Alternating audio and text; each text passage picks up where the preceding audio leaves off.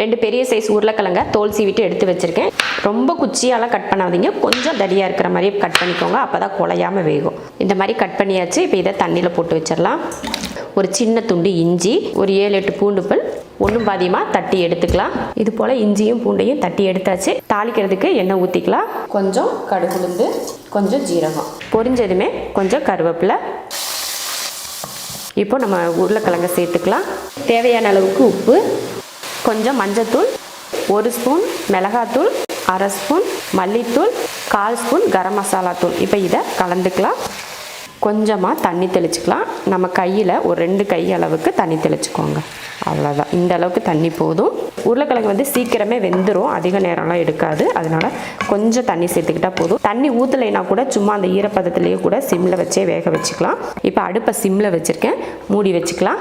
கிட்டத்தட்ட ஒரு 3 நிமிஷம் கிட்ட தான் வேக வச்ச உருளைக்கிழங்கு, அதுலேயே நல்லா வெந்துருச்சு. இறக்குறதுக்கு ஒரு நிமிஷத்துக்கு முன்னாடி நல்லா ஹை ஃப்ளேமில் வச்சு நல்லா வறுத்து விட்டுக்கோங்க. அந்த மசால் வந்து நல்லா முறுமுறுப்பாக வரும். அவ்வளோதான், வறுத்தாச்சு. இப்போ அடுப்பை ஆஃப் பண்ணிக்கலாம். அருமையான உருளைக்கிழங்கு வறுவல் ரெடி ஆயிடுச்சு. இது வெரைட்டி ரைஸ் எல்லாம் பண்ணுறோம் இல்லையா, அதுக்கெல்லாம் சாப்பிட்றதுக்கு ரொம்ப நல்லாயிருக்கும். அதே போல் சாம்பாருக்கு, உப்பு பருப்பு இந்த மாதிரியெல்லாம் வச்சிங்கன்னா இந்த மாதிரி வறுவல் பண்ணிக்கிட்டால் ரொம்ப நல்லாயிருக்கும்.